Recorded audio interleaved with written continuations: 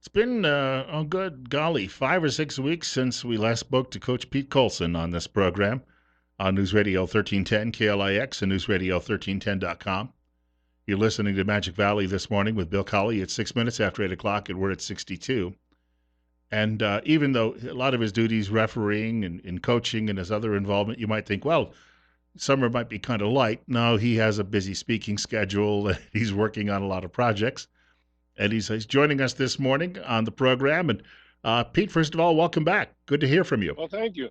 Thank you for the opportunity. I was going to say, summertime. A lot of us think about summertime as I just get out of work and I like to go home and sit on the patio and soak up a little bit of sunshine. But it's one of the busier times for you of the year for you.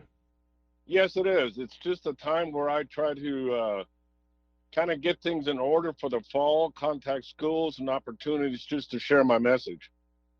I was going to say, this time of year, you deal a lot, of course, obviously with young people, and mentoring is, I guess, the best way to put what you do, even though it might not necessarily always be recognized that way. We all are good or bad role models as adults, and sometimes don't realize that. But even in summertime, we look at what our kids are doing, and if my parents had known half the stuff we did when we were kids, I'm not saying it was criminal, but they would have been very unhappy. In the summertime, mom and dad were off doing other things, working and the like, and we were free to roam, and roam we did. But obviously, opportunities for trouble are out there.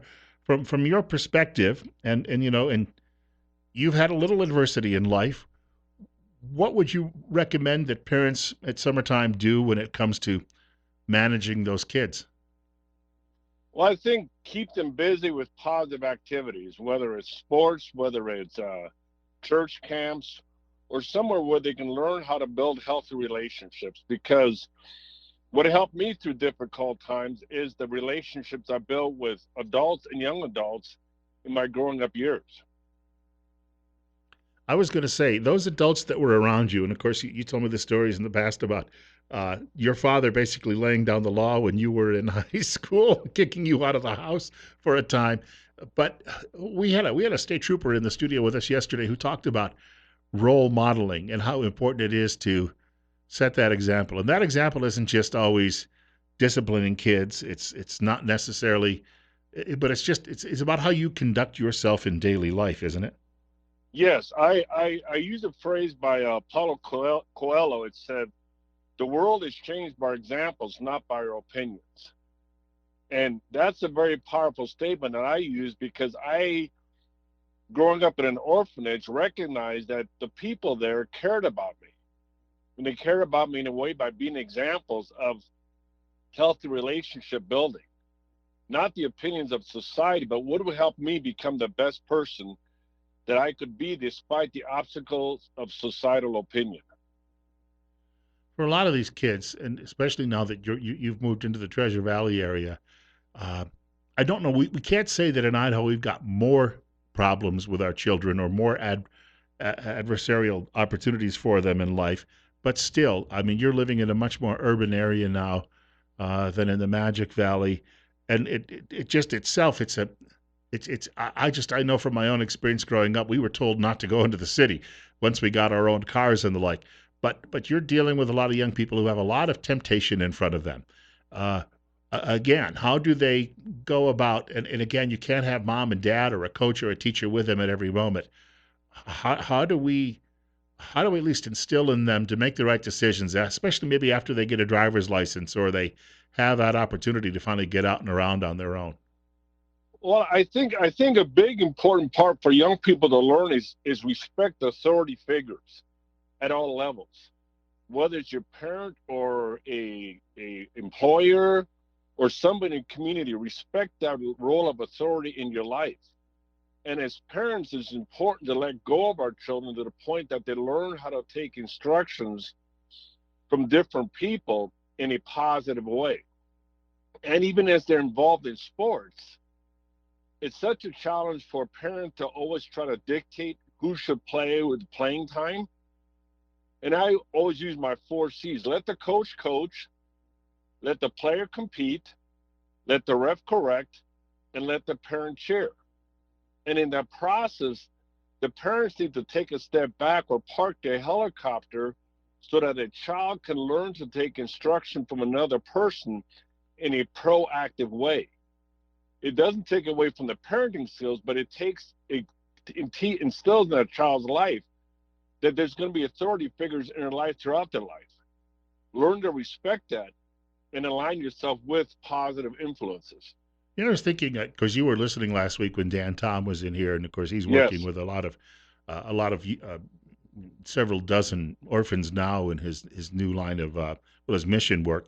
But when it comes to dealing with children, and a lot of them don't have anyone to teach them about authority, and you know maybe they've grown up in a one parent home, and in this day and age, how valuable is it for people to actually maybe a neighbor or maybe somebody in a church or maybe somebody from their own school to try to get involved with these children's lives because there are so many children out there that need that and there's nobody there to provide it. I think it's critical. I mean, I that's why I got involved in social work is because my parents' example of impacting lives, and I think it for me growing up in an orphanage. I didn't have one set of parents. I had 6 or 7 different parenting influencers in my life, and it helped me get a broader perspective of life. And in that process, I learned what I wanted to hear, but I was also taught what I needed to hear. And sometimes we need somebody outside our family unit to help us understand what we need to hear to gain a better perspective and understanding of society, whether it's a teacher, whether it's a coach, whether it's a Sunday school teacher, or just a mentor in a life. Listen to what they have to say so that you become empowered and gain the skills to become a successful human being in society. Now, when I was a teenager, I summers as I got older, and I wanted desperately every fall to play football, and I knew in order to do that, that I had to, as my dad put it, my dad would say, keep your nose clean. In other words, I didn't get into serious trouble because that might bar me from playing ball in the fall. So, you know, during the summer, as the summer would go on, I would try to do the right thing. I guess that's the best way to put that. But a lot of kids who don't have an interest necessarily in playing sports, and in sometimes some cases they can't, what's a good way for them during the middle of a summer to keep themselves busy and maybe out of the way of temptation? Well, I mean, sports isn't everything. There's other activities that you can do. You can be a lifeguard. You can help in your community. Go down to the Salvation Army. Go down to the Rescue Mission. Go down to some event where you can empower yourself by empowering others. I think I've learned more lessons about life is helping other people who have some challenges. Maybe it's at a rescue mission, maybe it's a group home, somewhere where they can learn that they're not alone in their journey and empower each other to become more powerful as a unit. We're speaking this morning with Coach Pete Coulson, and we're coming up on 8:14 at 62 on News Radio 1310 KLIX and News Radio 1310.com. Bill Collie on Magic Valley this morning. Coach, I understand that you mentioned a book to me last week, and I've seen some of the other material that you've distributed. Is this a new book that you're finishing, or is it It's something a that you've had out for a while? it's a book I've been working on for about 2 years now, just trying to put into perspective. Uh, I call it the lifesaver, and it's called A Man's Journey from Life Challenging Obstacles to Life Changing Opportunities. And I just want to put perspective of the things I've learned through the obstacles of life to help me become opportunistic in changing my life behavior and the behaviors of others. And so just different things I've learned through the orphanage experience, through transitioning to a different country, and just empower people because so many young people I've met have excuses. And I say, don't look at excuses, look at improvements. They help you become a better person. So I'm trying to put together all my life changing lessons. You know, you mentioned that Eddie Robinson, when he was coaching at Grambling, I believe it was, and of course he was there for decades. His motto was on the field, and at one time he was the winningest coach in college football. His motto was "No excuses."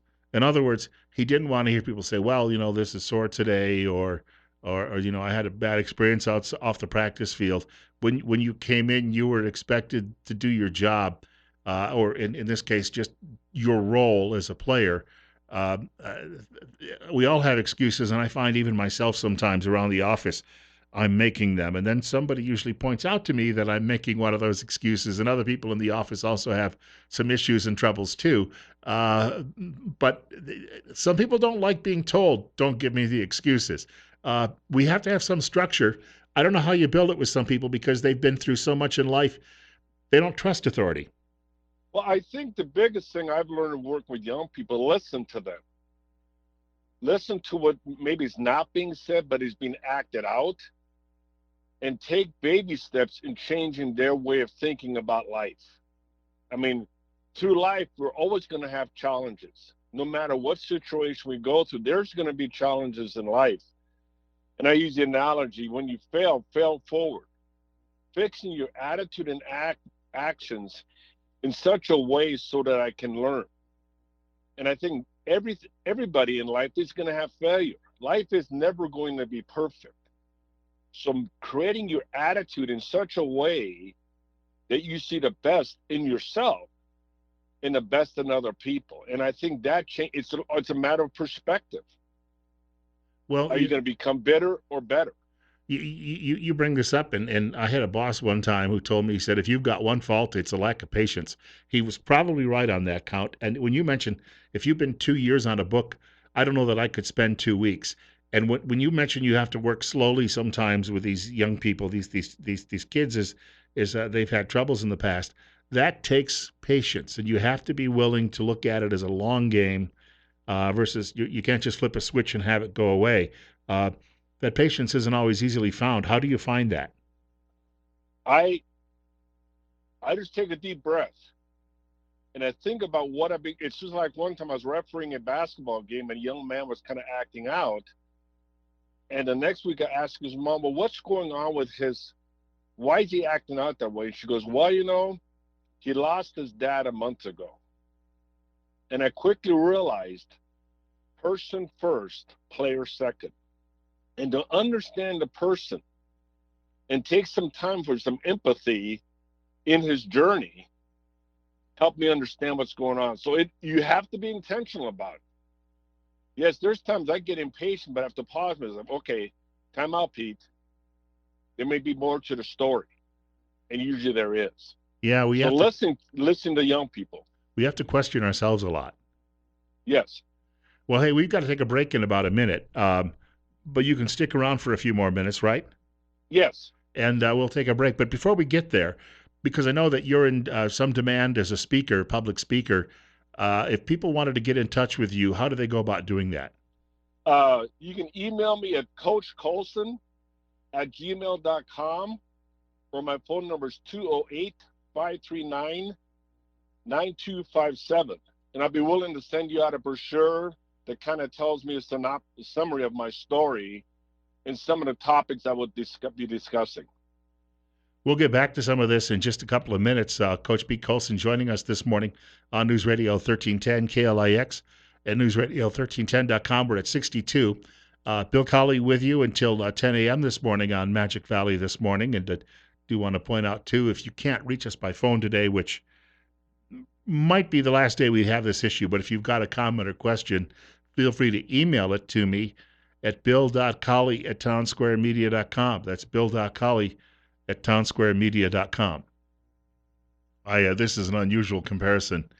Coach Pete Coulson joining us this morning with Bill Collie on Magic Valley this morning on News Radio 1310 KLIX and newsradio1310.com. And we're at 61 on the program. Coach, I got to share this one with you quickly. I have an email, and somebody says, I bet you've never heard this comparison before, that Coach Pete reminds me of Jesse Ventura. Although he's very athletic, too. I actually got to meet him once, close to 20 years ago. He was speaking at a conference that I was at, and I got talking to him because my dad had briefly been a pro wrestler in Cleveland, Ohio, and then the Army came calling, and my dad ended up in the Army and never wrestled again. And Ventura, who was a Navy veteran, when I told him that story, he says, "Yeah, the Army will do that to you." So, well, I wanted to mention a couple of quick things because we got about half a dozen minutes left. Um, There was a caller who got in touch with us after your last appearance, sometime in June, I think it was, and these are people who remember you from your experience here in the Magic Valley. And the caller said more of our problems would be settled, especially when it comes to our children, if we had more people like Coach Pete Coulson in our lives. But the thing is there are people who are like Coach Pete Coulson, as you pointed out earlier. They just have to get involved. Yes.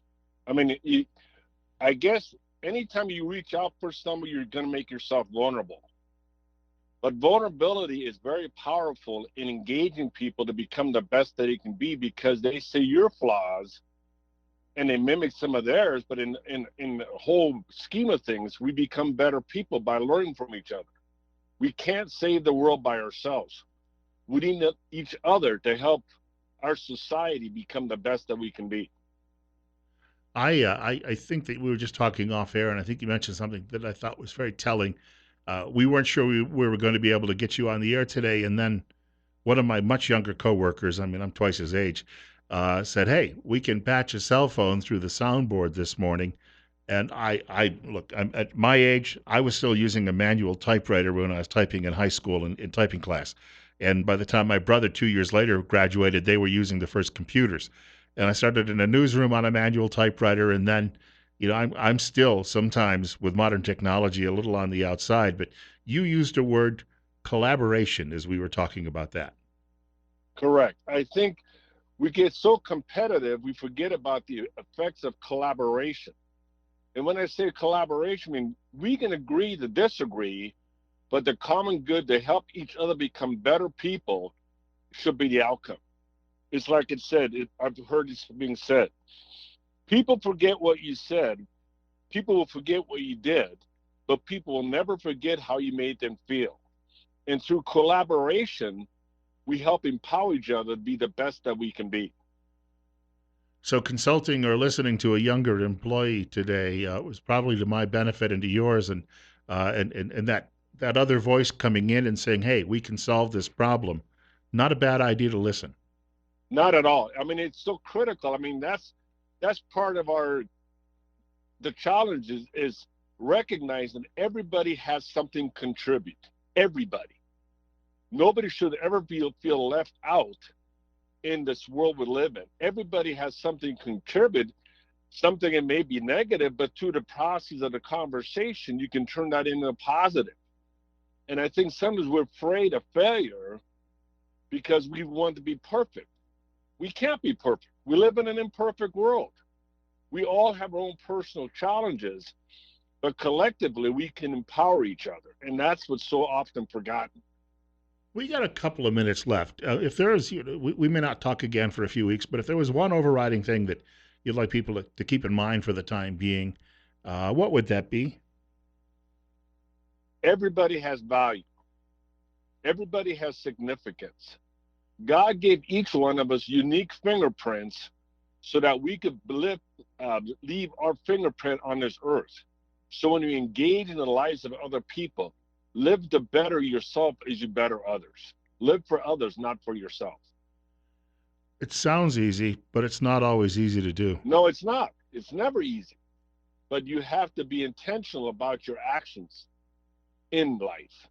Because when it comes down to life challenges, it's our attitude of how we deal with things. It's like I lost my dad a few months ago, but he was a man that taught me with tough love and practical guidance. And that will never leave my way of thinking. Yeah, there's some parallels. I mentioned this to you in the past between our fathers, uh, because my dad also at one point in high school told me, "Tell you what, you're getting out of the house until you learn a few new rules." Um, and you know what?